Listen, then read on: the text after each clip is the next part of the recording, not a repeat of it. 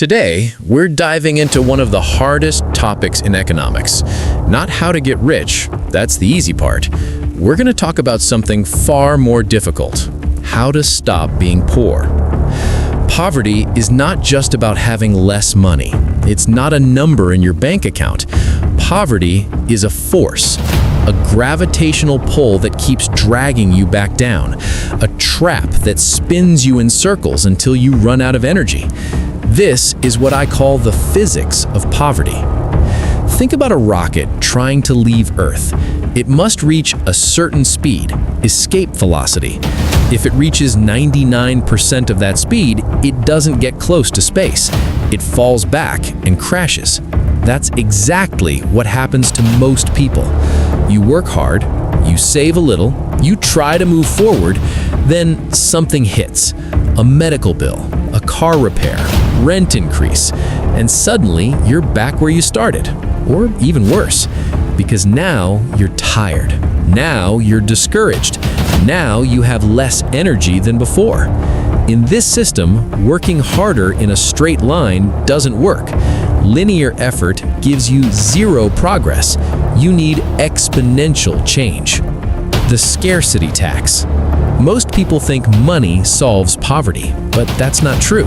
Poverty also means a lack of mental space. When you're constantly stressed about money, your brain slows down. You make rushed decisions, short-term decisions, not because you're incapable, but because you're exhausted, and the system takes advantage of that.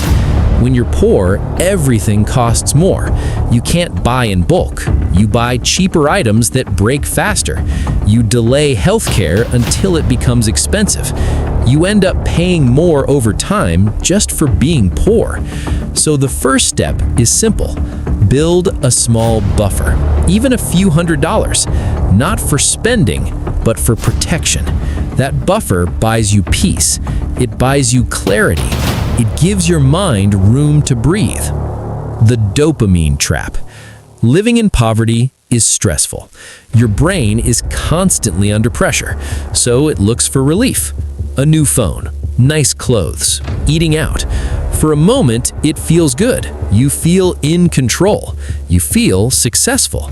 But that feeling fades quickly. The cost doesn't. This is not just spending, it's self-medication. The trap is simple. Temporary pleasure, long-term pain. To break it, you need a reset. Cut unnecessary spending. Strip life down to basics. At first, it feels uncomfortable, but over time, your brain changes. You stop chasing quick highs and start finding satisfaction in control and progress. The linear income trap. Most people believe more hours equals more money, but time is limited. You can't work forever. There's always a ceiling. Meanwhile, expenses keep rising. Prices go up faster than income. So even if you work harder, you're not moving forward. The solution is not more hours, it's more value. Learn new skills. Combine them. When you stack skills, you become harder to replace. And when you're harder to replace, you earn more without working more hours. Social gravity. Your environment matters. The people around you shape your thinking, your habits, your expectations. If everyone around you is stuck, it becomes normal to stay stuck. And when you try to improve, you might face resistance. Not because people hate you, but because change makes them uncomfortable. So you have to protect your mindset.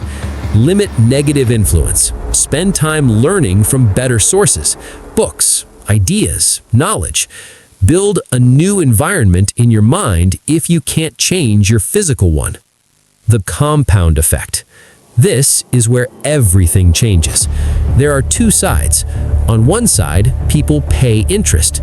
Debt grows. Money disappears. On the other side, people earn interest. Money grows on its own.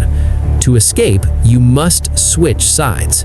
Start small, consistent saving, simple investing. It won't look impressive at first, but over time, it builds momentum. And one day, your money starts working for you. That's your escape velocity.